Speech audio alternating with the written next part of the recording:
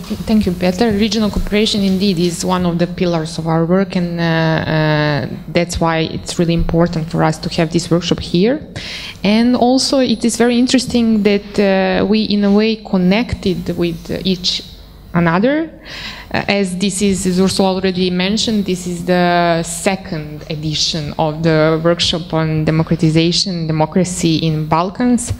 And the first one happened in Banja Luka in December 2017 under the name Democratization and Transition in Balkans, Bosnia and Herzegovina, Croatia and Serbia and Accession Process.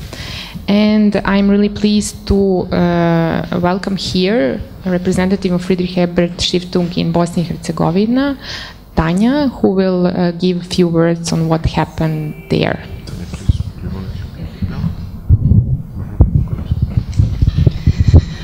Good morning, ladies and gentlemen. My name is Tanya Topi, and I come from National Office Friedrich Ebert Foundation from Bosnia and Herzegovina.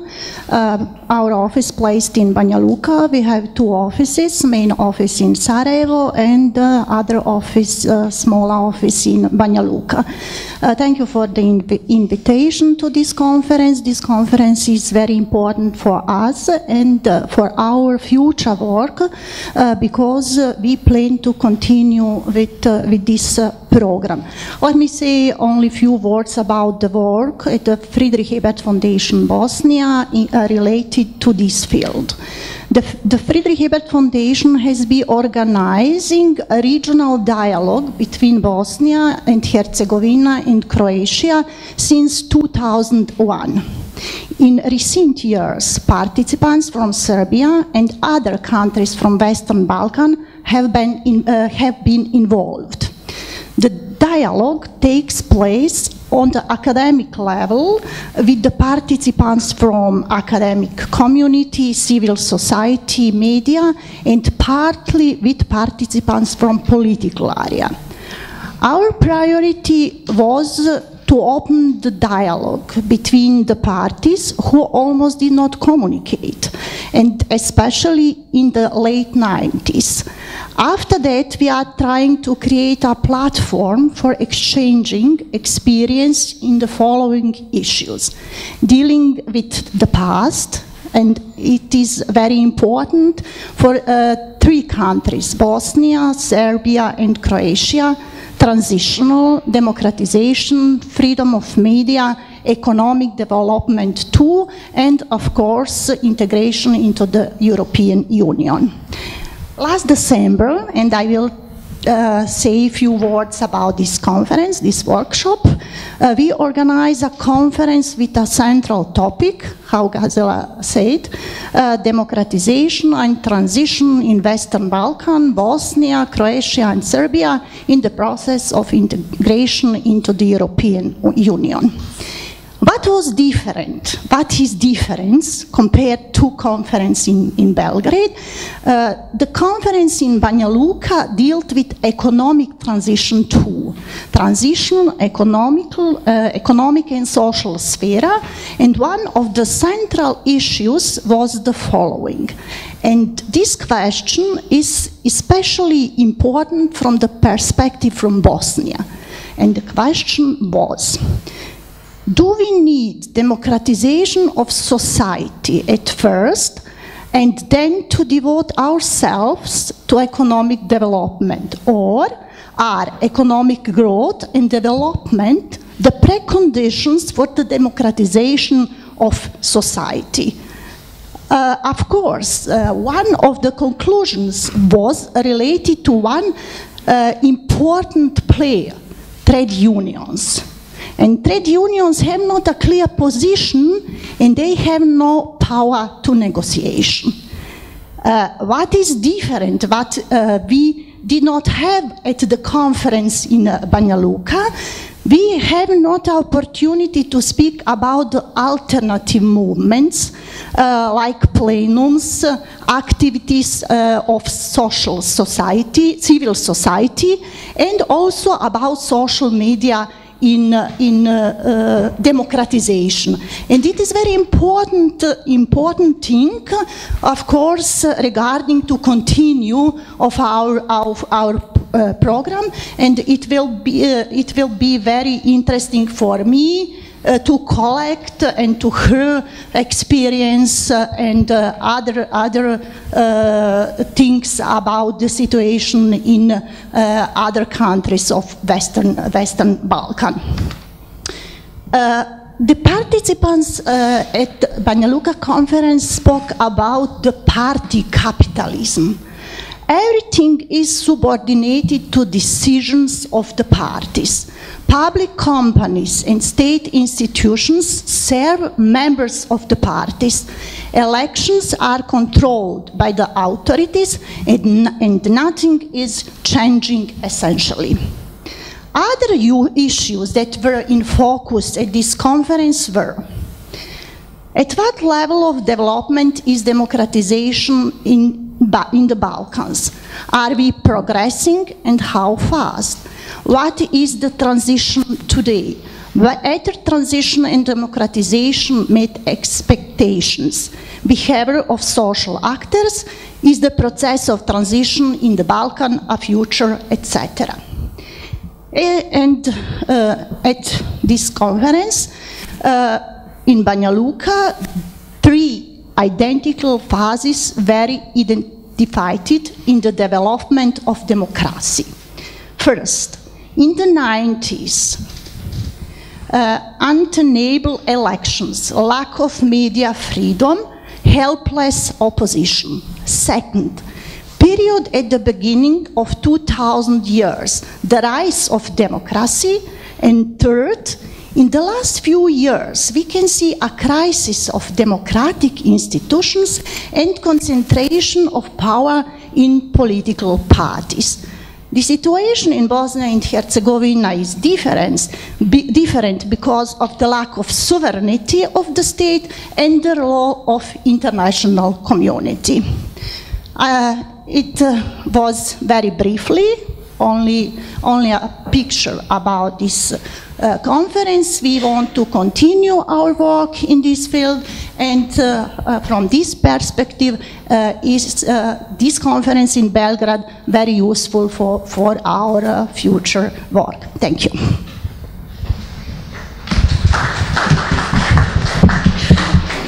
Thank you, Tara, very much on this brief introduction to what happened in the previous workshop. I think it's really important that you stress the economic aspect of that workshop, which is definitely something which we didn't so much tackle in this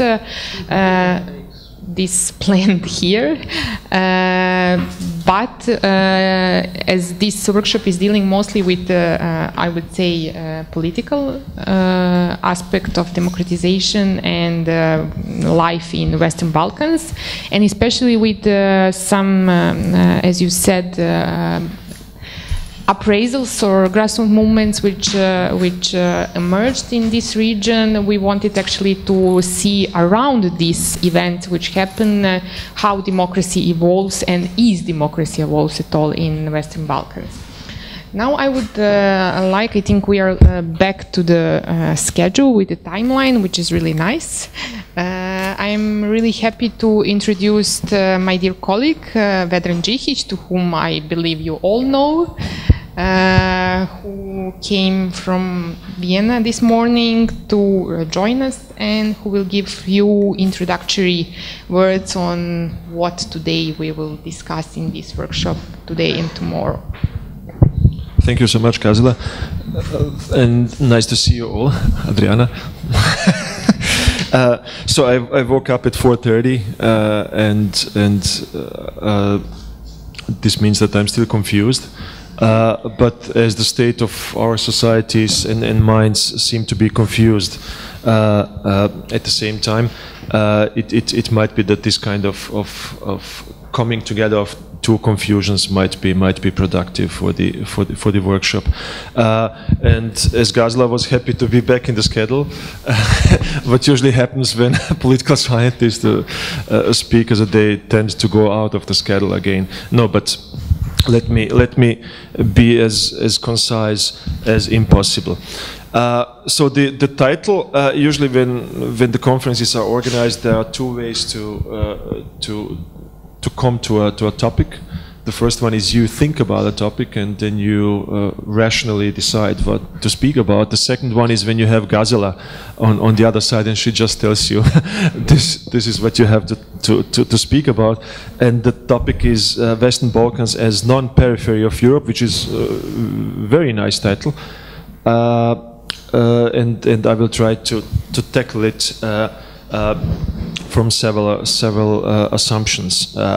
So I will start with 3 questions, like 3 very general questions, then with few very practical observations that you all know, and this is not going to be anything new to you. And then in the second part, I will try to regroup my arguments along some theoretical considerations about the state of societies and states that we live in, and then in the end, as this is also a kind of a conference where we want to discuss engagement and ways forward, and as I understand and like Friedrich Ebert Foundation, it has been progressive forever, and it's even though the Social Democrats are struggling in Germany, it's probably still going to stay and to stick to this progressive. Yeah, this is congratulations. It's good to be that young. So the first 3 questions, just basically starting from the general assumption, this is what is practice here in the Institute for Philosophy and Social Theory. We need to question the social reality, and we need to be as curious as possible. And these 3 questions are in that line. The first one, there's this wonderful quote by Česlav Miloš: "Man tends to regard the order he lives in as natural." And the first question that we have to ask is basically, what is the order of societies and states that we have right now, and that the majority sees as natural? So now we could go on and speak about Plenković and creation state of mind within the European Union. We could go on and speak about Vučić, but however we approach it, I believe that this order that is being seen by many as natural is an order where we have had several victims on the way towards the order that we live in, and the first victim is definitely freedom and rights, and the second one is just in a continuation of the first one, democracy. The second question, and I will just introduce the second one by quoting John Keane. John Keane is this political scientist from Australia, has worked in Berlin a lot, and he has written the biggest and the thickest book on democracy, which is impressive, like 1,000 pages, entitled Life and Death of Democracy. And then he has a very interesting question that is important not only for the Western Balkans, for Europe as well. And it goes like, what is happening to democracy as we know it and experience it today? Do the world's democracies have a rosy future? Are they suffering decline or transformation into something that resembles post-democracy? Does democracy remain a viable and desirable way of life? Or is it destined to join the dodo, the forests of Easter Island, and our polar ice caps in the land of extinction? And now, I mean, as soon as we pose this question, we are in the middle of debates about crisis of representative democracy, post-democracy. We are in the middle of the debate that Hungarian Prime Minister just kicked off with this term of Christian democracy, whatever Christian democracy is. In Serbia it might be some kind of Orthodox democracy, and after Erdogan's visit to Sarajevo, probably some Erdogan-like kind of democracy. But in any case, this is one of the questions that we have to ask at the very starting point. And the third one is more going towards the point that Ursula made about the EU enlargement. But put a bit differently, and when we look at the process of the EU enlargement, which is very much related and going hand in hand with, or is supposed, or was supposed to go hand in hand with democratization and establishing rights and freedom in the societies of the Western Balkans, there is nowadays in 2018 one major question when we look at the EU enlargement, and this is the following one: what is happening if we don't see materializing what we expect or what we wish that has to happen? So, and what we wanted in 1999 and 2000, when the Western Balkans departed from the train station of Savamala or some other, we wanted basically to have the notion of freedom, rights, rule of law, prosperity in the Western Balkans, and now we see each other at the moment where we basically start discussing the enlargement in terms of, if Serbia manages to enter 2025, which is probably not going to happen, it will be how many years after the revolution in October 2000? It will be then 25 years after the start of the democratic transition that Serbia will enter the European Union. It's not going to happen 2025, so it means it's going to be 30 years. When we just compare then, or take Bosnia as another example, where the prospect is to start negotiations in 2023, which is also not going to happen, then we speak about 35 or 40 years after the war that Bosnia would be able to join the European Union. And when we compare it to Poland, and Poland departed in 1989, 1990 and joined in 2004, that means it's 14, 15 years basically. So we see that this kind of time factor is crucial. And when we then add to it the very pessimistic scenario of European Bank for Reconstruction and Development that told us if the annual growth in the countries of the Western Balkans remains around 1, 2, 3%, and if the annual growth in the European Union remains the same like in the last decade, it will take the Western Balkans countries 200 more years to catch up with the EU average, which is a lot. And not even Petar Bojanic is going to be among us in 200 years, huh, Petar? You will be, so your books will be read. This is just like three very, very basic starting questions. Then the second part, like boring political scientist analysis, very much into the policy analysis. What we see, just a kind of ticking the box, looking back at the experience of 15, 20 years of democratic transition, of EU enlargement. So first of all, we see that the linear and normative assumption, you do your homework, you make your steps one by one, and then you enter the European Union, is simply not valid anymore. So this kind of a general assumption of linearity and normativity is not given. We see that the technocratic answers that have been provided by the European Union in the last decade, since 2005, 2006, are simply killing visions. So the apolitical technocracy is killing visions and not able to give birth to any kind of future vision, of a positive vision of a society, any kind of real utopia. And basically the EU enlargement so far in the last several years has been just that, killing visions and killing the future utopian vision of a society. And it's, I mean, if you just see that Putin is more popular in Serbia than the European Union, if you see the support for the European Union going down in the last few years, then it's quite obvious. Then the third point is the conditionality as a major tool of the European Union to influence the countries, and at the same time normativity, a kind of a normative horizon that has been provided by the European Union, it's supposed to be provided by the EU, is simply not delivering anymore, as some other kind of normativity, and I would argue authoritarian normativity, seems to be much stronger.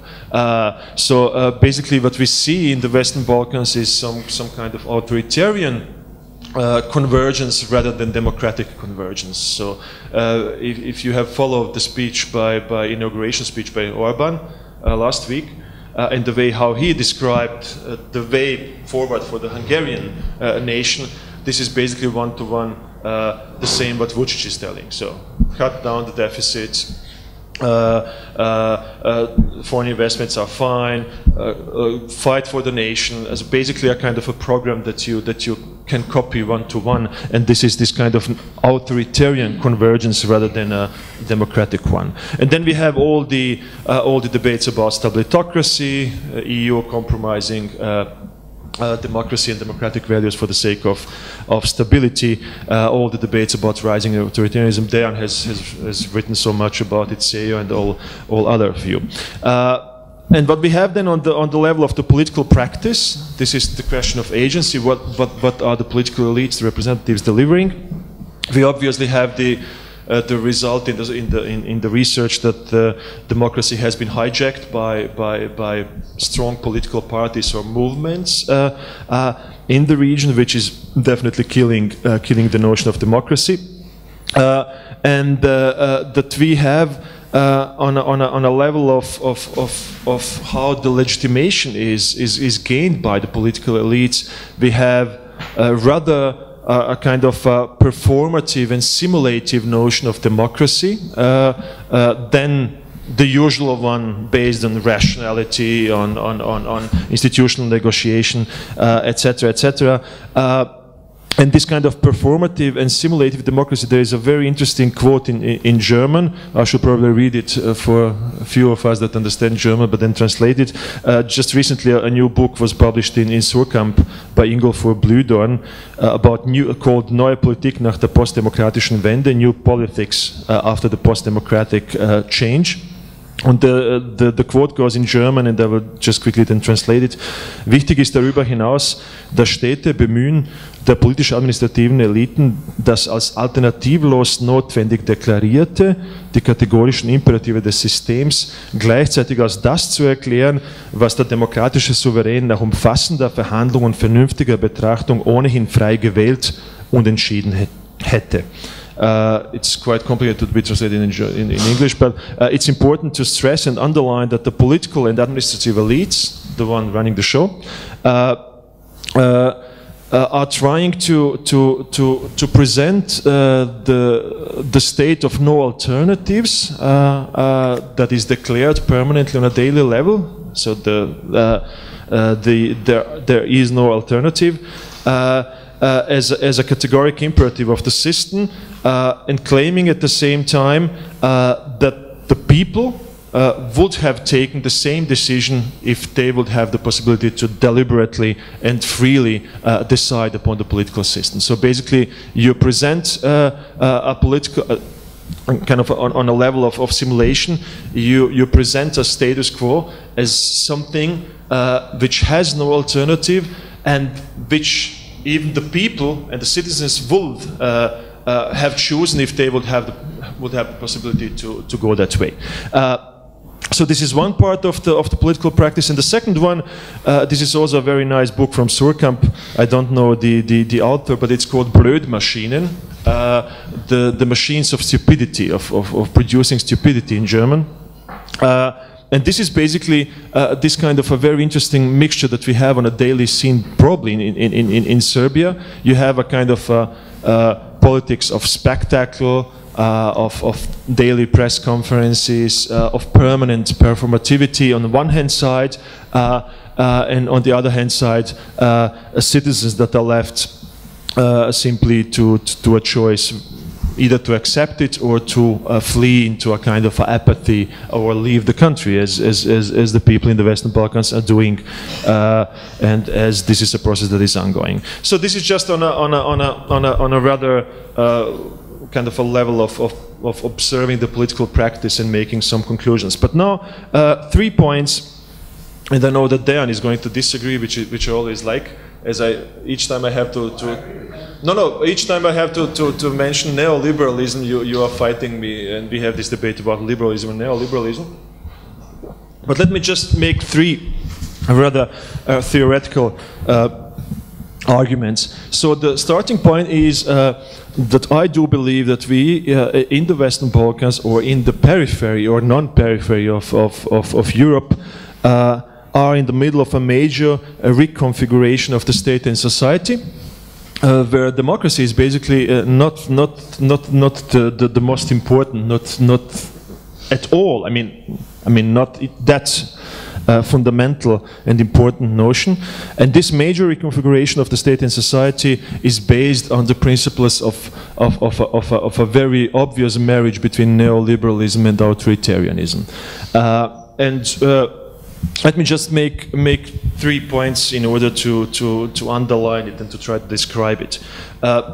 Obviously, much has been written on this marriage between neoliberalism and authoritarianism. So very much, and I don't know if Wendy Brown is going to come to Rijeka soon. She's not going to come, but she put this argument forward and many others. In any case, whatever you read, or if you read Pierre Bourdieu or Wendy Brown or Jan Braff, who has published a lot about authoritarian neoliberalism, you basically have an argument that neoliberalism is not only an economic policy, but it is rather a constructivist project.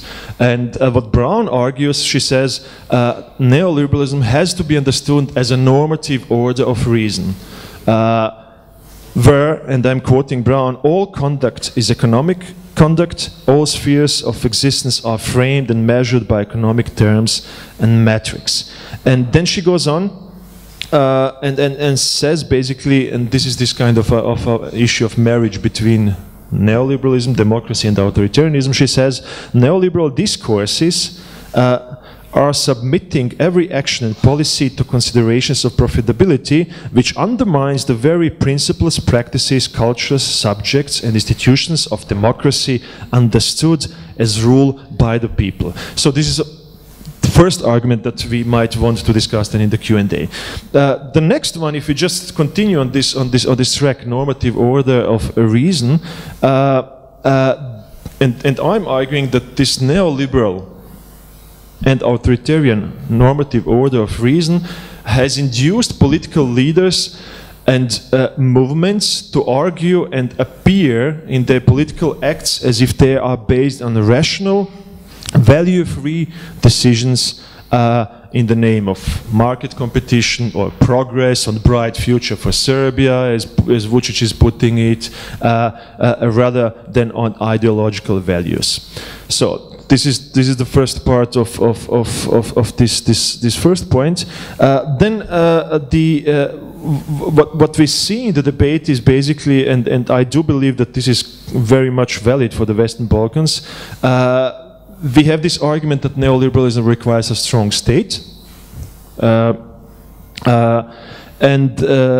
this strong state is using disciplinary measures and soft and sometimes hard repression if needed. Soft might be control of media, control of judiciary, and hard repression would be what Erdogan used in order to suppress the protests and after the COP.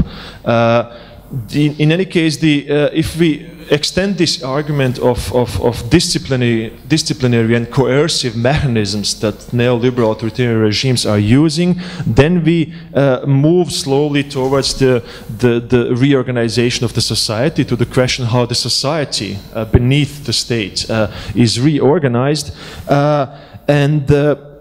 This is where we have like several theoretical arguments. Paul Lanzas has made a very important one when he was speaking about intensified control state that is extending into every sphere of society. Or even, I mean, when you read Gramsci and reread Gramsci, he was speaking about the modern prince, obviously the code for the Communist Party, and he described the reality of these political parties and men as being able to reorganize the society and form a new reality and even rationality. And then I'm quoting Gramsci, ideas and opinions are not spontaneously born in each individual brain. They have a center of formation, of irradiation, of dissemination, of persuasion, a group of men which has developed them and presented them in political form of current reality.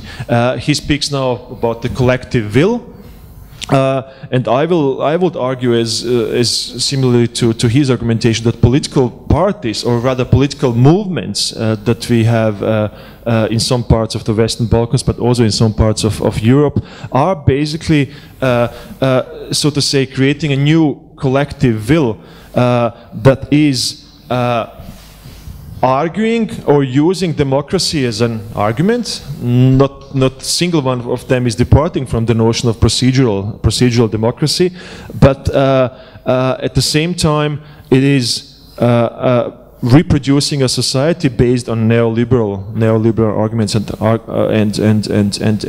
rhetorics and measures, which is reconfiguring the society in a way that any notion of democracy and rights and liberalism is basically put aside and destroyed. So this is the first one, and then there are several issues that we might want to discuss. The second point is I call it perturbation of previous social contracts. Bourdieu, back in the 90s, described neoliberalism as a program for destroying collective structures which may impede the pure market logic. And I would, looking at the Western Balkans in the last 10 to 15 years, I would argue that this neoliberal code on the periphery, which is a bit different than the neoliberal code in the center, that this one is basically destroying a collective structure by doing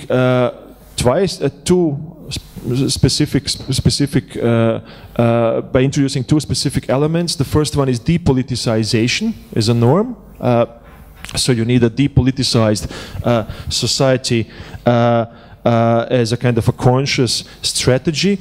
And then the second one is basically the argument that called perturbation of previous social contract, and perturbation in a way that you basically based your rule on arguing that the previous regime, in this case Tadic or Democratic Party regime in Serbia or whoever it was in Bosnia, or is basically the one that was rotten, the one that we need to overcome. And the new one that we are establishing is the one where there is no alternative. This is the only alternative. There can be no Serbia without and beyond Vučić. And this kind of establishing a new social contract is basically something that is very close to an argument made by Hannah Arendt. She has this argument on totalitarianism about smashing old routines, and then she says totalitarianism begins in contempt for what you have. The second step is the notion things must change, no matter how. Anything is better than what we have. If we just take this kind of a notion of smashing or perturbating the previous arrangement, and anything that we are able to offer is presented as the only alternative, and there can be nothing else than pragmatic way towards the future, working hard, reorganizing the society along a new kind of rationality, etc., etc., then we are in a way in a situation where democracy ceases to exist. So this is the moment where I would argue any kind of democracy based on rule of rights or on liberal values is then simply smashed and destroyed. And my third argument is an argument about discourses that have been established on a societal level that present themselves in a Foucauldian way as a kind of a capillary power that is basically streaming through all veins of society, and this kind of a neoliberal authoritarian capillary power that you basically find as intuitive, as normal, as common sense, in Gramscian way, in a way of a bad common sense. This is basically something that has helped in the region establishing practices and modes of behavior, of political culture, of misogyny, etc., etc., that are nowadays recognized or accepted as normality, present themselves as normality, but a normality that is definitely in a way destroying the very societal tissue of our societies. And here, and this is something where I would like to dig deeper in this Gramscian notion of distinction between the common sense and the good sense, which might be very interesting for us, arguing basically that the common sense is the folklore of the future. So this is basically the Lady Gaga is not popular anymore, but kind of a track. No, what's the name of this Albanian, two Albanian pop stars, Rita Ora, and the second one is Dua Lipa, which my two girls are listening all the time. The Dua Lipa, this kind of a common sense as a folklore of the future.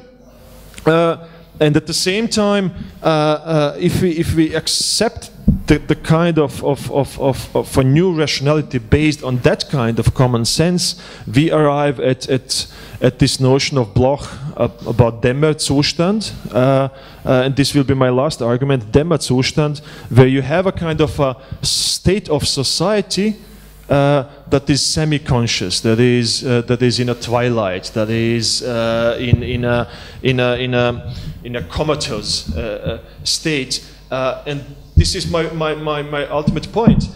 If we live in a kind of a Dämmerzustand, where the common sense is only as a folklore of the future, as an underlying bass music, if this is basically and I go back to Časlav Miloš, if this is the order that the men, or unfortunately largely only men on the political scene and not women in our societies, regard as natural, then there is no chance to have any kind of European enlargement, any kind of democratization of nothing. So then we speak about a completely new moment in the history of the region, and probably in the history of whole Europe. So it's 10:56. I wanted to say like few words what could be done, but this is not that important. I will skip that one and just stop here because who knows what could be done. I mean, we probably do know, and at the same time do not know. But I will just leave it as it is right now, and give the mic back to. Well, with the clouds around now.